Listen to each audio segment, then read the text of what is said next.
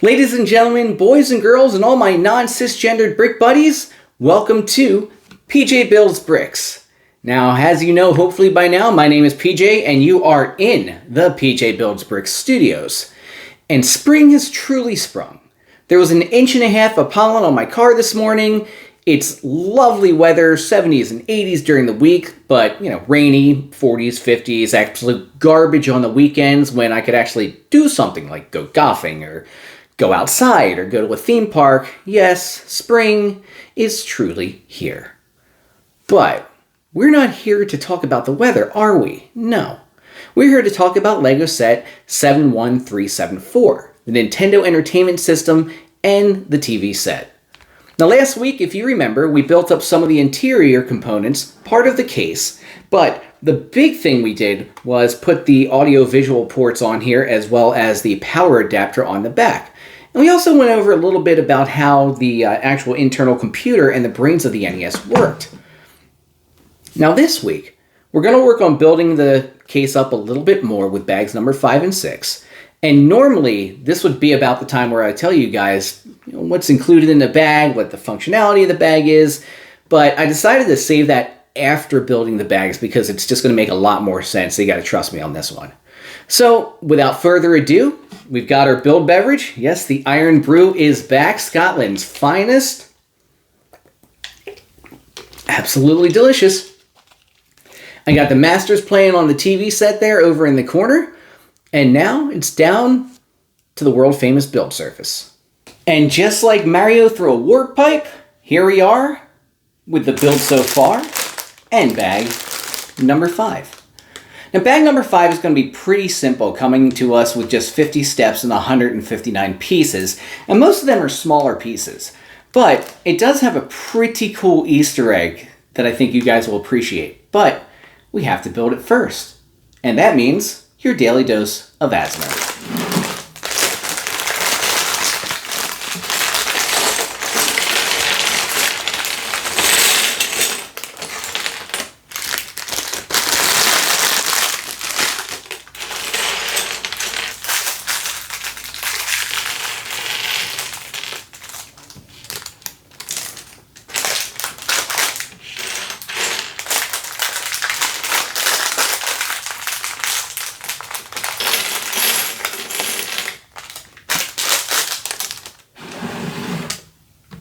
All right, let's get to work.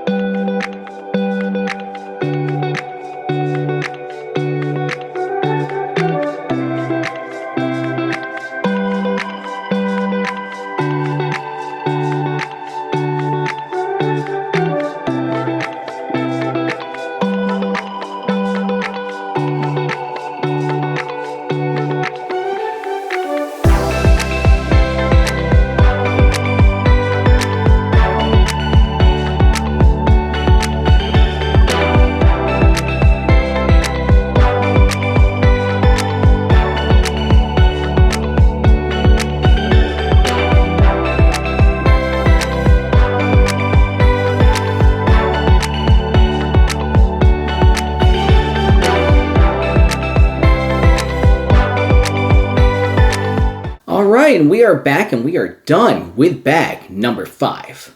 Now, bag number 5 mainly consisted of building the cooling system for the NES. Now, this cooling system was extremely simple as compared to today's computers and modern gaming consoles, but that's mainly because it only uses a fraction of the power that a more modern system would use. The NES itself only drew about 9 watts of power. Now, to compare that to today, Nintendo is notoriously good at managing power in their systems. For instance, the Switch only draws 15 watts of power. But they do use a fan and that just to kind of assist with the cooling, with the higher technology, with the video card and that sort of thing. But if you really want to go to the big boys, your PS5, your Xbox, or a decent gaming computer is going to probably pull around 350 to 400 watts, something like that. Like, it's a beast. So with pulling that little amount of electricity, this thing didn't need a fan at all, but rather it depended on heat dissipation to cool itself. So these little vents right here were simply there to allow the heat to escape, just right up through and out in the atmosphere. But one really cool thing I wanted to point out in this bag is a really neat Easter egg that they included. So right here on this side, now you're going to see these different color pieces, right? You got a couple green, orange, like light bluish pieces. What do they look like to you? Well, if you look right up here, you're going to notice something. This, as you might know, is the ending of World 1-2 from Super Mario Bros. Now take a look at that, and take a look right here. You get it yet? Take a look again, and take another look right here. Now, did you notice it by now? If not, I'll give you one more chance. Take a look here at World 2-1, the ending of it. Or I'm sorry, the World of 1-2, the ending. And look again right here. All right, now, if you haven't figured it by now, this is the ending of that stage. Your escape pipe right here, which would take you to the end of the level in the flag, right there. Those 3 warp pipes, which took you further and deeper in the game after you jumped over this wall, right here. So how cool is that, right? It's really, really neat. I thought that was totally awesome when I noticed it. You know, when I was writing this episode and I saw that, I'm like, oh my god, that is so cool. So that's it for bag number 5. But before we move on to bag number 6, we unfortunately were unable to secure a sponsor this week. It sometimes happens, you know. It's sad, but you know what? That's okay, because it gives me a chance to show you something that I've been working on at the PJ Builds Bricks Labs. Okay? So in the last series, I was experimenting with a Lego bag delivery system, which will make it so you don't have to stand up and walk over to the Lego box, grab a bag, bring it on back, and get to your own homemade world-famous build surface. No. This system is designed to simply grab the bag and bring it to the user. But if you can remember, last time things didn't quite go to plan. Heads up. Ah!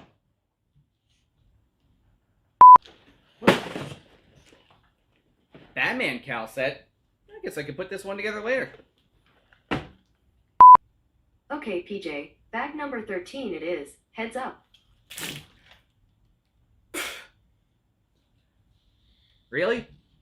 Alright, so as you can see, that didn't quite work out last time. A little rough around the edges, but that's okay. I made a couple tweaks. Everything looks good, so I think we'll be okay, so let's give it a shot. Hey Google, please deliver bag number 6. Initiating PJ Builds Bricks Labs Brick Delivery System. Bag number 6 coming right up. Alligator Loki. Okay. Interesting choice there. Cute, fearsome, not quite Legos, but you know what? That's okay. Just gotta make a couple more tweaks and go from there. Well, alright, so progress takes time. We all know that. Rome wasn't built in a day. Science takes, trial and error, and that's totally cool. But I made a couple changes. I think I got it this time, so let's give it a go, alright? Hey Google, please deliver bag number 6. Initiating PJ Builds Bricks Labs Brick Delivery System. Bag number 6 coming right up. What is this? A bag for ants? How am I supposed to build Legos with a bag for ants? All right, that's fine. A little bit of work to do, but we're going to get through this. I got this, okay? Just give me 1 second. Let me make a couple changes. All right, that last one didn't work out too well, but that's all right. It's a tiny bag. We need a couple more pieces, so I made some changes. I made some adjustments, and I increased the piece output, the number of pieces that are going to be coming at me. So hopefully I got the balance this time. All right? Okay, here goes. Hey Google, please deliver bag number 6. Initiating PJ Built Bricks Labs brick delivery system. Bag number 6 coming right up. Ow. Ow. And a cat toy. Cool. Well, you know what? That's me. That's my bad. That's on me. I asked for a couple more pieces, and they gave it to me. All right. You know what? I'm really getting tired of your shenanigans there, Google. So if you don't get it right this time, you're going straight to the scrap heap. I swear. And don't do any of that petty stuff either. Right to the scrap heap if this doesn't work. All right. So we're going to make some adjustments, and I'm going to be right back. All right. Well, that last one didn't quite go as we had planned. I increased the amount of pieces coming flying at me. Didn't quite work, and I don't really get the idea. So made some adjustments. Here we are again. This is the last time, though. This is it. I can't waste any more time on this. I've worked really hard. Just kind of hope for the best and hope it works this time. And no shenanigans, Google. Got it? None. Nothing weird this time. Okay? So let's try it. Everybody hope for the best. Fingers crossed. Hey Google, please deliver bag number 6. Initiating PJ Built Bricks Labs brick delivery system. Bag number 6 coming right up.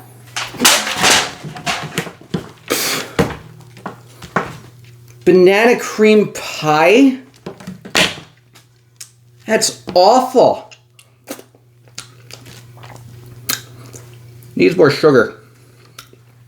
Well, that was a thing. Well, thanks Google. Anyway, I'm gonna go get cleaned up. It's gonna take a little bit, but you guys get to go right to the build with a magical star swipe.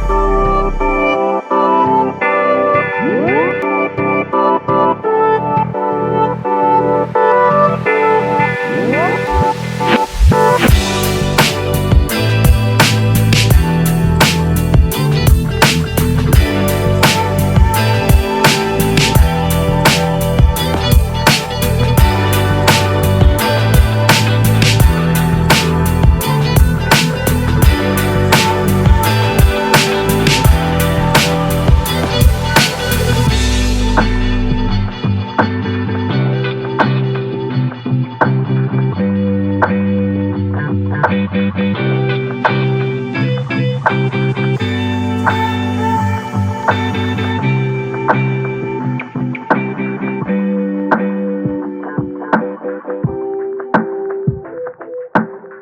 right, and there we have it, Brick Buddies. Bags number 5 and number 6 are in the books.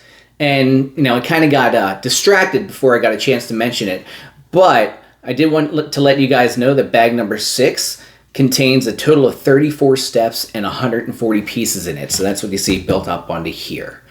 Also, if any of you guys know how to get banana cream pie off of drywall, as you can see kind of a little bit behind me over there, and carpet, also this table's kind of sticky, comment below and let me know, because I could use the help before it starts to smell really bad in here. Kind of smells pleasant right now. They're like bananas. Anyway, a couple cool things I wanted to point out here. The first off is on this side, if you remember after we finished bag 5, we had the ending of level 1-2, right? The secret warp pipes. All you have to do to see that, they didn't want to bury it away forever, just pop that piece off. Really simple. I thought that was a brilliant design because it's kind of a cool little hidden thing there. The other thing that they didn't decide to include on this design was the metal plate that sat right here. If you've ever taken the top of your Nintendo off, you're going to see a little metal plate that covers basically everything. It's on top of where the game cartridge would go. Now this thing right here, the metal plate, is called a radio frequency or an RF shield. And an RF shield, or it's sometimes also referred to as an electromagnetic interference shield, or some variation of that, is required on just about all electronic devices by the Federal Communications Commission, or the FCC. And what this did on the Nintendo was to prohibit the electrical signals on the NES from interfering with any other electrical signals that may be present, such as, think snow on your TV, weird sound coming from your stereo speakers, literally any electronic device you can think of. It also prevented the NES from being harmed by any sort of electronic signals as well. So let's say you have the NES next to your speakers. The speakers can't transmit to the NES. And this is like this for every single electronic device, or at least the vast majority of them.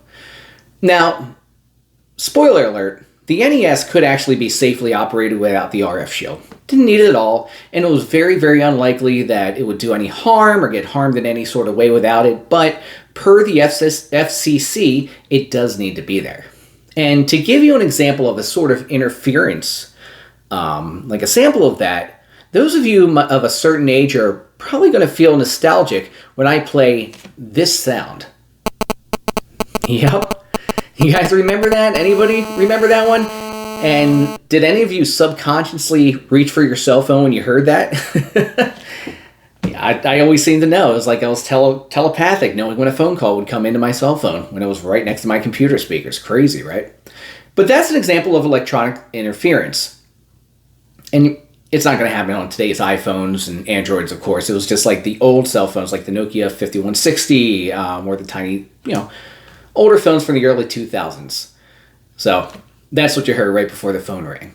Anyway, that's going to do it for today, guys. So I want to thank you all for hanging out with me and building with me. And also, don't forget to like, comment, and subscribe, and ring that bell to get notifications of new videos, because we need to grow this. Tell all your friends. I want everybody tuning in to PJ Builds Bricks week after week.